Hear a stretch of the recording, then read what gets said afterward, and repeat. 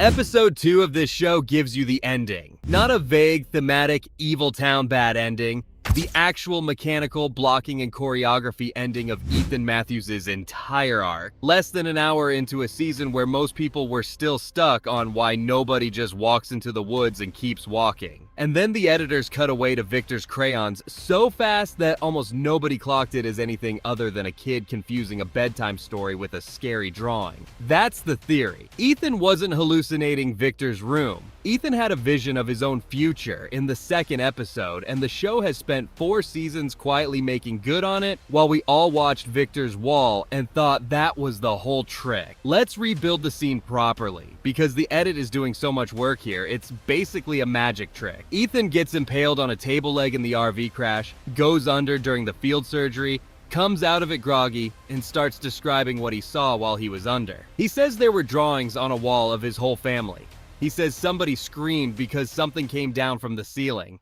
And the instant he says wall, the show cuts to Victor's room, covered floor to ceiling in crayon drawings of the crash. Case closed, right? Kid saw Victor's art at some point, Morphine scrambled the memory, mystery solved. Everybody move on to the radio tower subplot. Except think about the timeline for 1 second. Ethan has been conscious in this town for less than a day. He has not met Victor. He has not been inside Colony House. There is no version of events where he's toured Victor's room and filed it away as a memory to surface on anesthesia. The editing is answering a question nobody should be comfortable asking yet, and it's answering it wrong on purpose. So if it isn't Victor's wall, what wall is it? This is a show with exactly one other set of prophetic wall art in its entire mythology. And it's not upstairs in a colony house. It's underground in the tunnels, on the stone the creatures themselves painted, predating every single character we've ever met. That's not incidental set dressing. Fans have already clocked that those cave paintings run backward, right to left, which means the wall itself is telling its story in reverse. Past bleeding into future, future bleeding into past. Exactly the kind of closed loop this show has built its entire cosmology on. A kid seeing his own family rendered on a wall he's never physically stood in front of isn't remembering Victor. He's downloading from the same source Jade downloaded from when he found the ghoul children on the slabs. The same source Tabitha gets yanked into every time she starts digging where she shouldn't. This show has an established rule, stated over and over through different characters. Trauma and altered consciousness are the toll booth into the town's real signal. Seizures, fevers, near death, anesthesia, they're not side effects of being trapped here, they're the mechanism. Ethan getting skewered and drugged wasn't just an injury, it was an admission ticket. Which brings us to the detail everybody wrote off for 3 straight seasons, the Lake of Tears. In the scene, Ethan doesn't just say he saw drawings, he specifically says he saw the Lake of Tears, a name straight out of Flight of the Cromenockle, the book Tabitha's been reading him since before the crash. Jim's response is basically, "That's the book, buddy." And for a long time, the show lets you believe that too. It's a cute callback, a security blanket for a scared kid, nothing more. Except this show does not build 3-season detonators out of nothing, and season 4 blew this one wide open. Jim's ghost shows up to Ethan directly and gives him one job: find the Lake of Tears. With the kind of dead serious urgency you do not spend on a fictional location from a bedtime story. That's the writers confirming out loud that the lake isn't metaphor, it's geography. And here's where the theory has to answer its own question.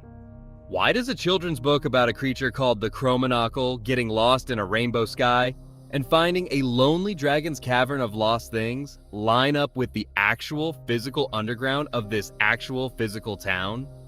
There are only 2 ways that works. Either the town is manifesting the book, pulling shape and location out of the stories already living in the heads of the people trapped here, the same way it pulls shape out of grief and guilt for everyone else. Or the book was never fiction to begin with, and whoever wrote it had already seen this place. That second option isn't just me speculating into the void either. It's become one of the dominant theories in the fandom right now, that Flight of the Cromenockle was authored from inside the loop, possibly by Julie herself using her story walking, planting a guidebook in Ethan's hands before either of them ever knew what it was for. One recent breakdown put it about as bluntly as you can. That book was never a children's story. It never was. Whichever version is true, both answers point the same direction. The Lake of Tears is real. It's under the town, and Ethan named it out loud in episode 2 before he'd earned a single reason to know that. So, where are we on the actual hunt? Because season 4 didn't just gesture at this, it turned it into an active storyline. After Jim's ghost gives him the assignment, Ethan drags Victor and Jade into the search, and the show teases us hard. A lake shows up, it's not the right one. Tabitha humors him on a food run, and they find another lake still not confirmed, and something gets pulled up out of the water in a net that turns out to be a pile of buried scarecrows nobody asked for. Meanwhile, the actual search for the real lake gets derailed when the group instead stumbles onto the man in yellow's discarded clothing, which, if you're keeping score, is the show taking Ethan's exact vision and routing it sideways at the last second, which is exactly what it did to us in episode 2 with the Victor edit. Then the finale happens, and this is the part that should have theory channels losing their minds. It's not Ethan who goes underground. It's Tabitha and Jade, into the tunnels, pulling the children's bones out from under the bottle tree, unprotected, in the dark, with the monsters closing in. 2/3 of Ethan's morphine vision just played out on screen. The descent, the tunnels, the thing beneath the earth, and the show handed the physical trip to somebody else entirely. That's not a hole in the theory. That's the show doing to us again exactly what it did in the pilot. It keeps fulfilling this prophecy through the wrong bodies, so the actual endpoint stays hidden in plain sight. Because there's one piece of Ethan's vision that has never been paid off by anybody. Not Tabitha, not Jade, not Victor. Ethan said somebody screamed because something came down from the ceiling. Nobody has gone face to face with the ceiling yet. And we already know exactly what's supposed to be up there, because this show showed us back in season 1, in broad daylight, with Boyd and Sarah. Remember the web forest. Boyd and Sarah wake up dragged into a clearing wrapped floor to canopy in spider silk, thick enough to swallow a tent overnight. Boyd sees his dead wife cocooned in it, reaches for her, and gets bitten instead, poisoned enough to nearly take him out completely. That sequence exists so this show can say, on the record, in season 1, giant spiders are real here, they're lethal, and they're explicitly tied to grief-shaped hallucinations, luring people toward them. Ethan's vision has the exact same fingerprint. A family image on the wall, used as bait, and something descending from above the second attention is fully hooked. And given what we now know about the man in yellow, that he can occupy the bodies of people who've died in this town, confirmed hard through what happens to Sophia, it stops being a stretch to wonder if the thing coming down that cave ceiling in Ethan's vision isn't just a generic creature at all.